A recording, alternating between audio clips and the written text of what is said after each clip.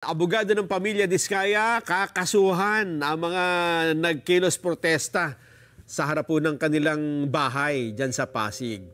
TJ Mendoza, detalye. TJ. Jen Nelson, napuno ng putik at sinulatan ng mga salitang magnanakaw, korap at ikulong ang palibot ng St. Gerard Construction na pagmamayari ng pamilya Diskaya sa Pasig. Pero pumalag ang abogado ng mga Diskaya na si Attorney Cornelio Samaniego III at sinabing kakasuhan nito ang mga lider ng progresibong grupo na nanguna sa kilos protesta. Humiling din si Samaniego ng police visibility sa lugar para mabantayan ang mga susunod pang kilos protesta. Pero kanina, Nelson at Jen, naabutan namin ang Pasig City Police na naglalagay ng mga outpost sa palibot ng compound para masiguro ang kaligtasan ng lahat. TJ Mendoza, para sa saganang mamamayan. Bakit nga ba walang pulis dyan sa lugar?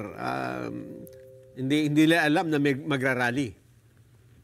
Oo, kanina nung nakausap namin si COP ng Pasig, lighting rally lang naman yung kaninang umaga kaya hindi nila natunugan, pero sinisiguro nila na sa mga susunod pang kilos protesta na gagawin dun sa palibot ng compound ay magkakaroon na ng mga outpost at police visibility.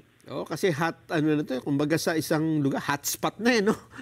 Siguradong... Tama. Baka hindi yan ang una baka may mga pumunta pang iba, di ba TJ? Opo, tama Nelson. Jen, bukas may inaasahan tayong pupunta pang mga progresibong grupo doon sa compound ng mga Diskaya, nabanggit rin sa amin, kaya kailangan may police visibility na talaga dapat doon sa lugar. Oo, tsaka ayaw din naman ng pamahalaan na maging ganyan, baka lalo pang mag-escalate at lalo pang maging magulo, magiging madadagdag pa sa problema, TJ.